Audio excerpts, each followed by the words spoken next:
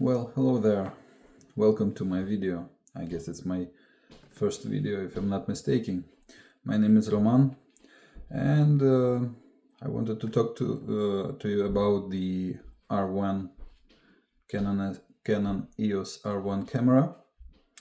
I will also cover some topics like business, photography and technology. I know nothing basically about all of those things, so take everything I will tell you with a grain of salt. I will just voice my opinion, and I'm basically just a camera owner. Of course, not a R1, but I just like photography, and that's and I want to share some of my thoughts on this topic, why R1 is slower than it can be, why it's artificially slowed down. So this the title of the video is not a clickbait. I will really share my opinion and my thoughts of why did they slow that camera artificially, what was the reason. But first I want to cover some other things, other topics that kind of lead to it. So first I'm gonna bash the R1 and R3 camera. Some things I own an R3 camera, and there are some things I dislike, and I was hoping that R1 would improve on that, and I don't think that's the case. So first, the ISO dial. By that I mean I use here's my R3. So I use the control ring. So I set it up. If I half press the shutter button and use the control ring, then I can change the ISO immediately. That's all fine, that's all nice, but the problem is that with this control ring I cannot go to auto ISO. Let's say I'm on 800 ISO currently. I want to go to the auto ISO. The lowest I can go is like 100, or the L low ISO 50 ISO, but I can never go to auto ISO from the manual setting of the ISO. However, here I have a 1DX, the first 1DX. I can press the ISO and I can turn this dial and I will go to ISO without any problem. And that's extremely convenient, especially to the type of photography I do. It's events. So sometimes I need to use a manual setting of the ISO when I'm using flash. Sometimes I have to run outside to capture some action. I turn off my flash. I want to go to auto ISO. But on R3, I need to go through the menu or turn on the live view and then tap the screen to try and then dial down to the auto ISO. Incredibly impractical. Then goes the top display. The top display on the R3 is pathetic, actually. The reason why is that I cannot see on the top display what's the what is it called, the drive mode. Is it a single shot? Is it a slow shutter? Slow frame rate? Is it high frame rate? Is it high plus frame rate? In order to see that, I need to press this button, the drive button, and then I will see what frame rate I'm on. In the normal mode, I don't see that.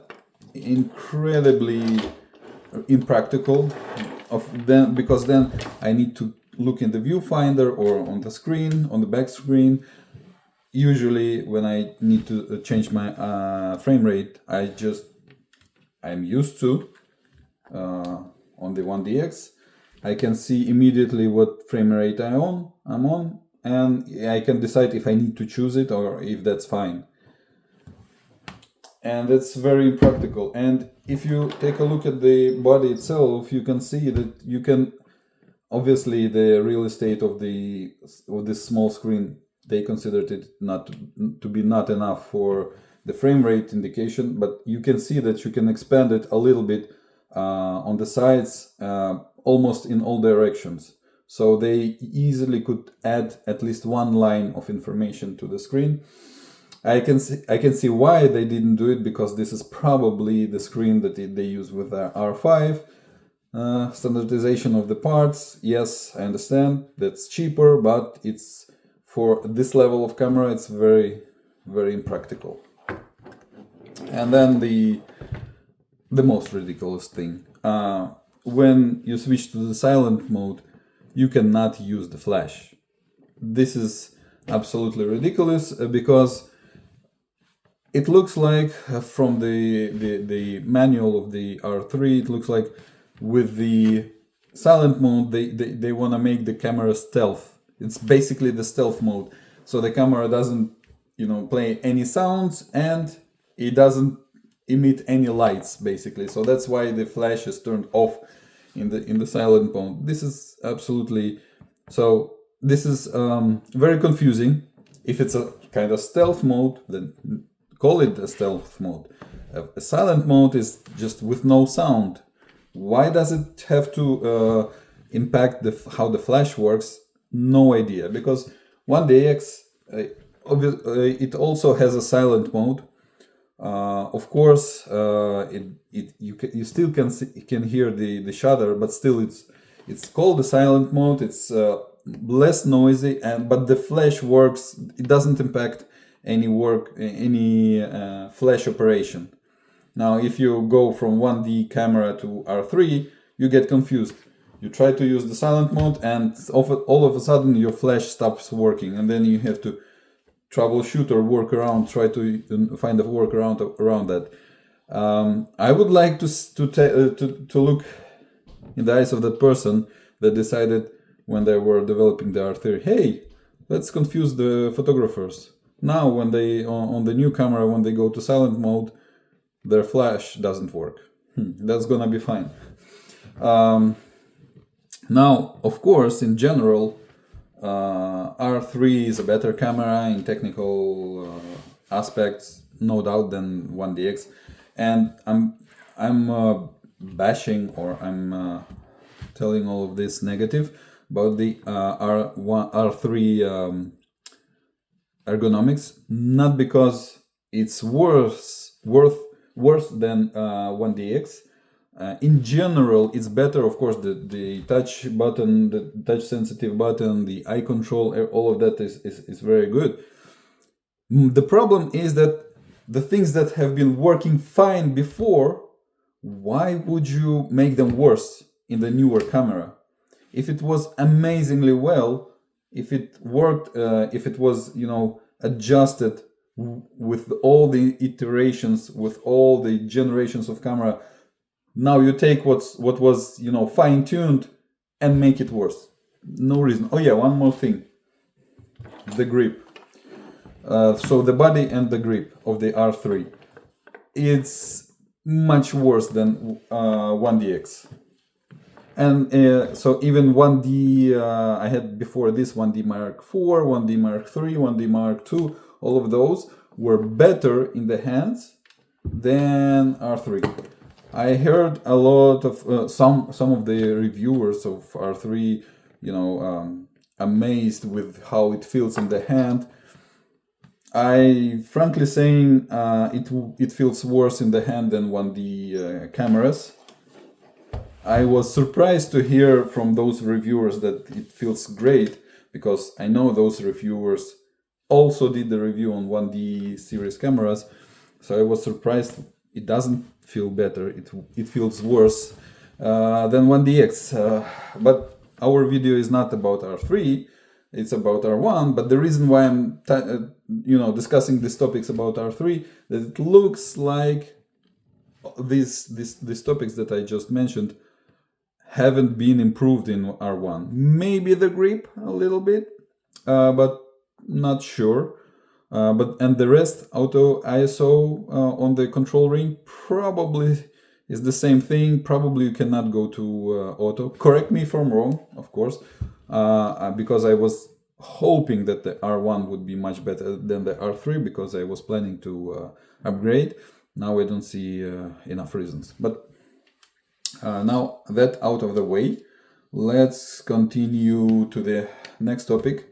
Before we come to the point why I think that R1 is slowed down artificially, let's talk about business a little bit and how Canon conducts their business. Now, of course, as you can tell, I'm reading from my notes because this is probably the first video for me. So I'm not a YouTuber. I'm just sharing my thoughts, and that's all. So bear with me, okay? So Canon. I was really impressed all the time, years before, how precisely Canon limited their lower tier cameras so that it's as cheap as possible to manufacture, but it has all the necessary abilities and specs so that the customers would really want them. Even though they are very limited, they had the exact amount of specs to be very popular. Well, the lower tier cameras I'm mentioning here is mostly our 5 series, 5D series, R5 series. So I'm talking about the top level 1D, 5D, and on the mirrorless R3, R1, and R5 and R5 Mark II. So I'm discussing two of those lines of cameras. So they have always been able to limit the 5D series in such a way that it's as cheap as possible to manufacture. However, they possess a special spec, a spec that's very popular among the buyers, among the audience, so that still even though the camera is very limited, still it becomes very popular and that everybody's buying them. So I was always amazed by Canon's ability to cut things off in such a way that what's left people still really want. Okay. And if you compare, I don't know much about Nikon, Sony, but in this DSLR days, what I saw is that usually Nikon cameras were technically a little bit above the Canon cameras in the same how do you say it, in the same level of the cameras. So the beginner's camera, intermediate or prosumer cameras, all those lines of cameras. So the both of those Canon and Nikon had the cameras in each category, and in each category Canon seemed to be a bit lower in specs and probably in price, and Nikon was a little bit more spec rich. So that's what I noticed. So back in the days of the DSLR golden age, the top level cameras like 1D series cameras were better in basically all specs, in all aspects, than the lower level, than the 5D series cameras. They were better in everything, in autofocus and speed, in resolution equal or better, in ISO, noise ratio, all of that. So the top level cameras were overall better, and the lower, the 5D, were overall a little bit worse. However, 5D cameras were about twice cheaper, or half the price of the top level cameras. So they were 2 times or even more cheaper than the top level cameras. So it worked out very well. Now it's about, so the top level camera, so R3 or R1, is probably 30% more expensive than the R5 of the relevant generation. So the gap in pricing is much less now. And the lower level cameras, the R5, are almost as capable as the top level. In some aspects, more capable, like resolution, right? So the target audience now for the top level cameras has changed a little bit. So Canon has changed it a little bit. That means that the top level cameras like R3, R1 are now more specialized. Before, in the 1D series, they were overall better in everything, so they were better for any photographer that could afford them, right? Now, the top level cameras are not better for any photographer. They are very specialized, so they are targeted towards the photographers that absolutely need those special abilities of those cameras. If you don't absolutely need those, that camera is not for you, even if you can afford it, right? So now they are very specialized, and now it's different from other companies like Nikon and Sony. They make their top cameras top specs, and the lower level cameras almost top specs, a little bit less, but the top level cameras are in on overall top specs. Now Canon takes a different approach. The top level cameras are not the top specs. They are very, very, very specialized. Just like, think about it like medium format cameras. They are very expensive, but they're not for everyone.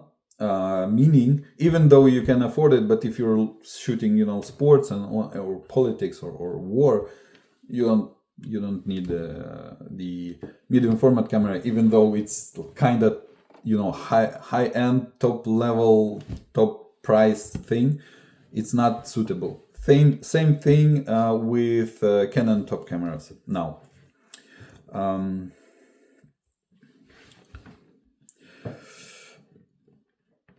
So why did Canon change the approach? That's the I think a lot of people ask themselves, because now, given how capable R5 Mark II is, there's very little sense to buy R1, because R5 is better in resolution, is basically almost the same performance in autofocus, fast enough for almost anything, 30 frames per second. What else do you need, right? So that means that R5 Mark II cannibalizes R1 sales. Now that means that R5 Mark II steals a lot of customers that previously were trying or were buying the top level cameras because they needed it. Let's say wildlife photographers, or like sports photographers that don't work for huge news agencies, or people who shoot, I don't know, some car events or other sports or nature events that need a reliable autofocus, high speed, and previously they also got the high resolution in that package. Now not anymore, and the R5 has enough speed and reliable enough autofocus to cover anything that those types of photographer actually need. So why is that? Why did Canon allowed R5 to cannibalize on the client base of R1? And the answer is that, in my opinion, the revenue that R5 generates is comparable to the revenue that R1 generates. Meaning that for Canon right now is probably they don't really care which of those two cameras the customer will buy, R5 or R1. They will get, the margin is probably very comparable, maybe the same. Maybe one of those is a little bit more, a little bit less, but still very comparable. So even if R5 cannibalizes or steals a customer, Canon will receive still the same revenue on that sale. But making that camera very, very capable and keeping it in a lower price bracket than the R1, they will attract, so the quantity of the buyers will be much more. So they will increase the quantity of the buyers with the same revenue, meaning the total revenue will be much more. So from the business point of view, it's very, very smart. Okay, because they're targeting, R5 is targeted at a wider, bigger market, right? Bigger audience. And if it generates the same amount of revenue as an R5, it's better to attract more of those of the R5 audience, because it's bigger, let's say, lake, bigger market.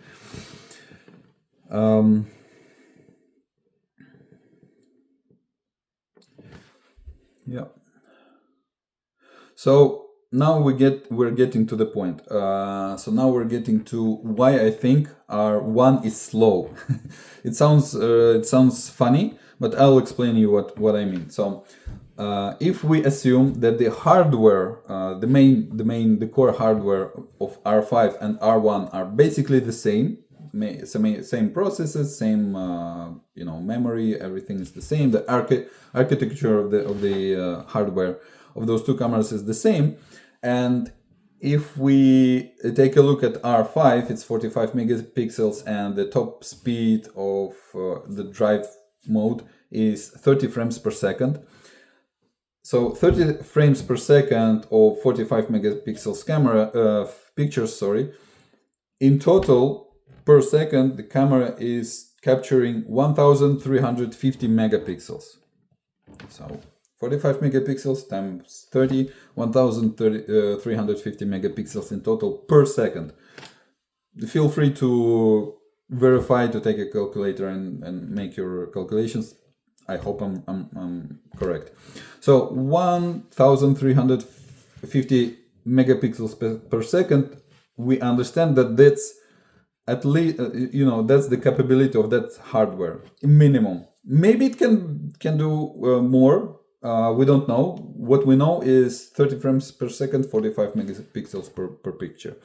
Now, that hardware is at least capable of processing, writing of 1350 megapixels per second, meaning that the R1 hardware is at least as capable. Usually in those higher level cameras, they choose the chips or the processors that perform a little bit better or have a little bit more of reserve of their processing power, but let's assume it's absolutely the same hardware. So R1 hardware is also capable of processing 1350 megapixels. Now, but it's 24 megapixels sensor, right? So how many 24 megapixels frames is that? So 1350 megapixels per second equals to roughly 56 frames of 24 megapixels. So that hardware can actually capture at least 56 frames per second. But we know that R1 top speed is 40 frames per second, right? So 40 frames per second, but it can do 56 frames. Why did we lose the 15 frames per second? That's not it's not small. 15 additional frames per second is a lot, and it could make the camera even more attractive to the actually target audience. Now, why did Canon artificially limit the speed to 40 frames per second? Now, in order to understand that, we need to think about the philosophy of the top-level cameras or 1D cameras, R1 cameras now. Their philosophy is not... So the priority of those cameras is to take a picture no matter what. Take a usable picture no matter what's happening.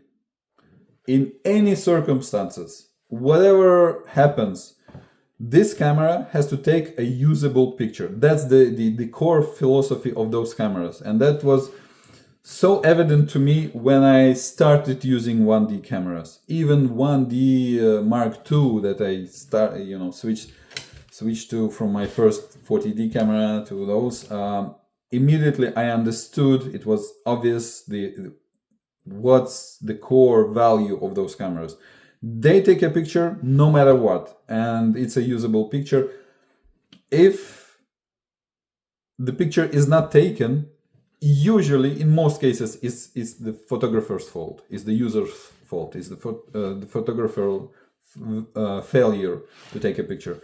Of course, it's just a technology, anything can happen. Sometimes the camera fail, sometimes the camera doesn't focus or something goes wrong.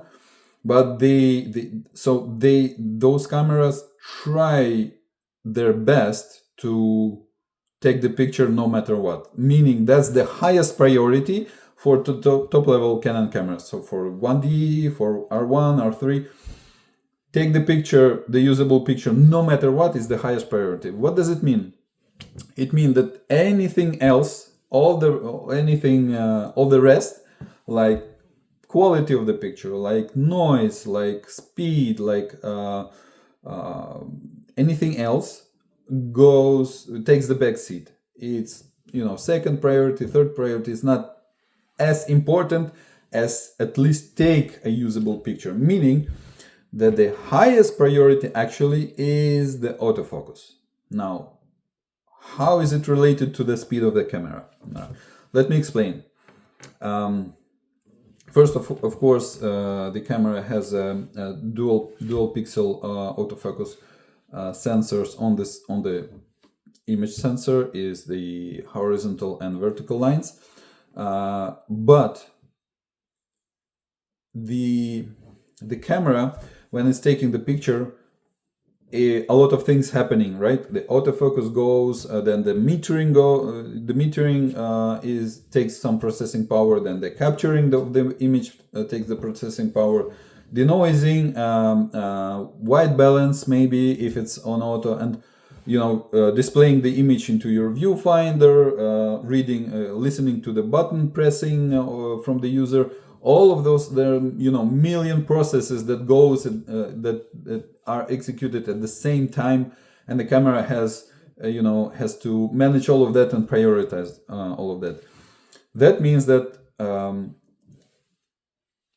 autofocus and taking the picture and showing you in the image, all of those different processes, they compete between each other for the processing power of the hardware.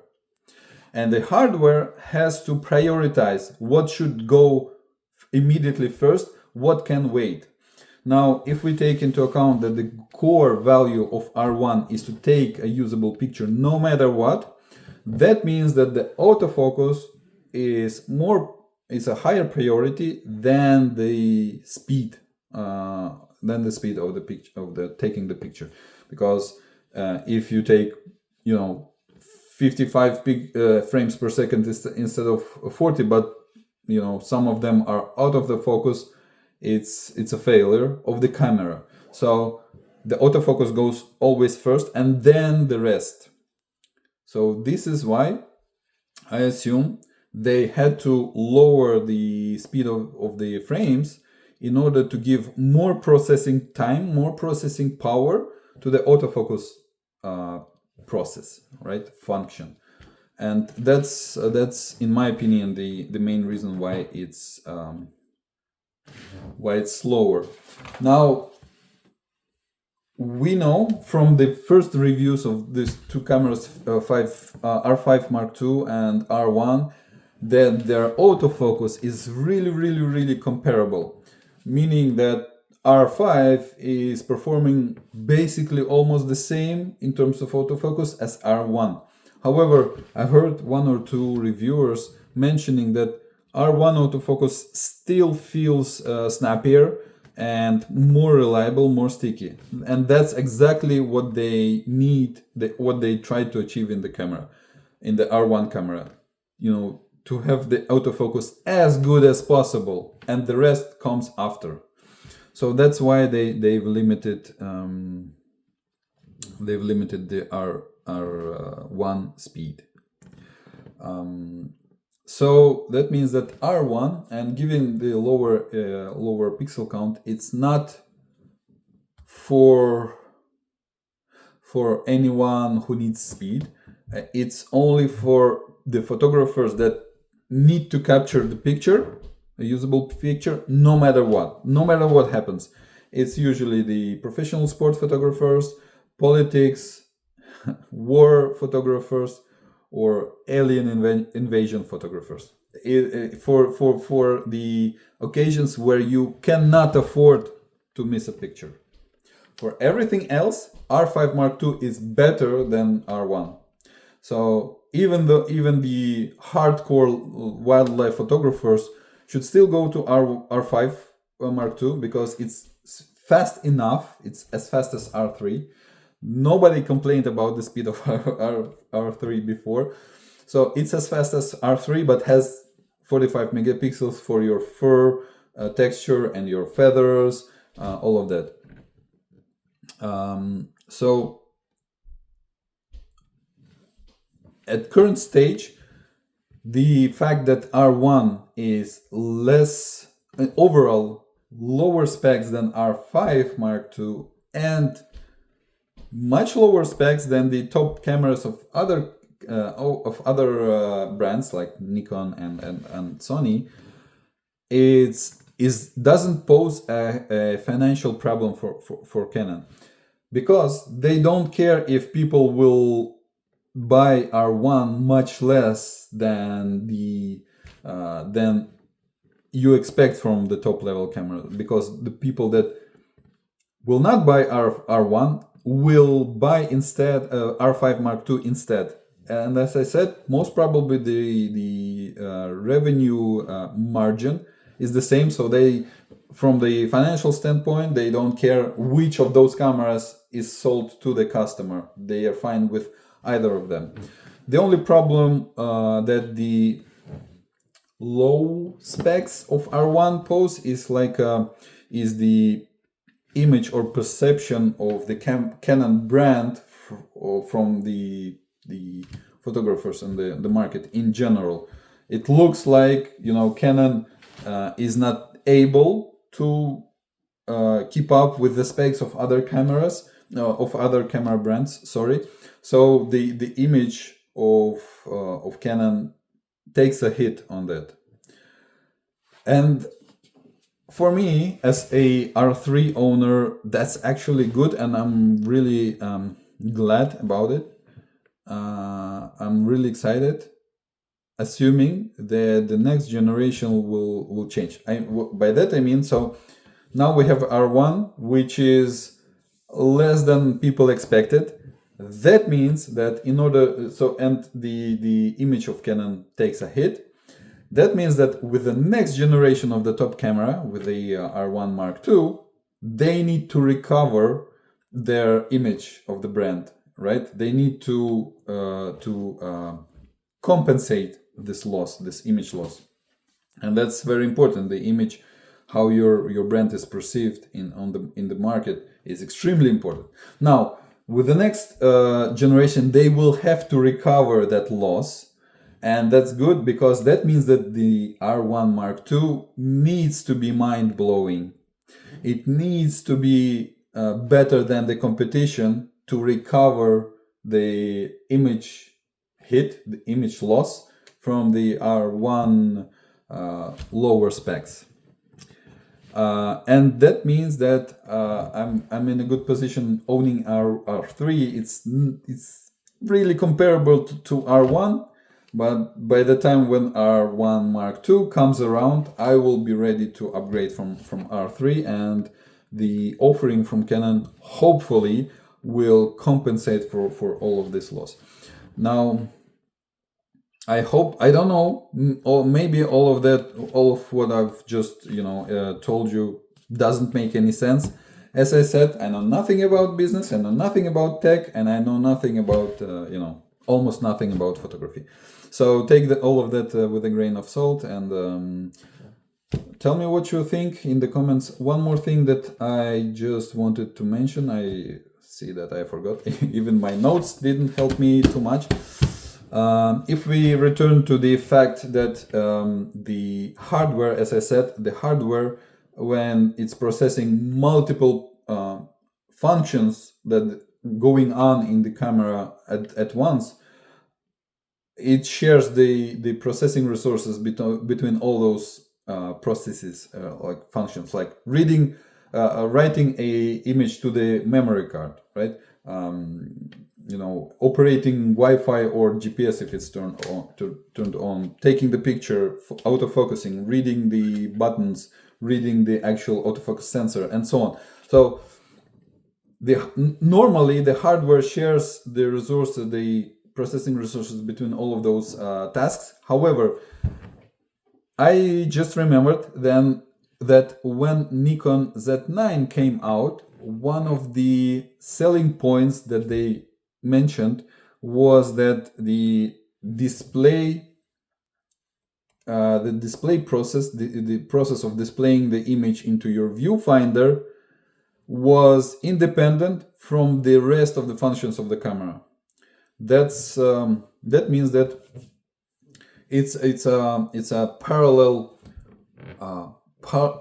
architecture, meaning that the camera for all of this, the processing power of the camera that is purposed for capturing the image, writing the file to the memory card, you know, metering the scene in front of you, metering the white balance, autofocusing, all of that is processed separately from the you know, displaying, capturing the live feed and feeding it into your viewfinder is separately. That means that there's less of sharing between the different functions of the camera of the main processing unit.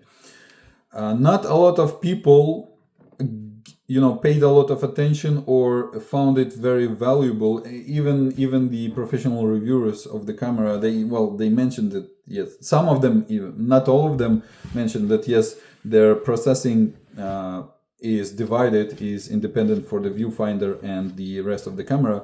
But that's actually very important, and that's how you get speed.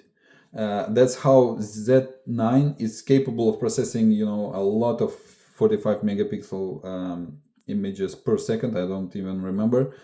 And that's expensive to make. So Nikon, you know, this is coming from a Canon user. Nikon did an amazing job investing so much in the design of their camera, and even such an expensive but very important design approach was used. The rest of the brands, you know, Sony, Canon, they don't use it. Of course, I know that they have multiple processes, but they still share their resources. They have different specialities for different functions, but they still share the resources of the memory, of the bus, and their own resources. So that's not the same as Nikon Z9. And that's one of the reasons why Canon had to limit the speed of R1, so that the taking of the image doesn't, so the camera doesn't have to sacrifice the autofocus speed and reliability in order to take the image. It sacrifices everything else in order to get you know, the best autofocus possible for the camera in those circumstances. So now I think that's all. Thank you for your time. I don't even know if anybody will see this video, but if you found this video, if you watched it, thank you so much. Hopefully it was at least entertaining. All the best. Take care.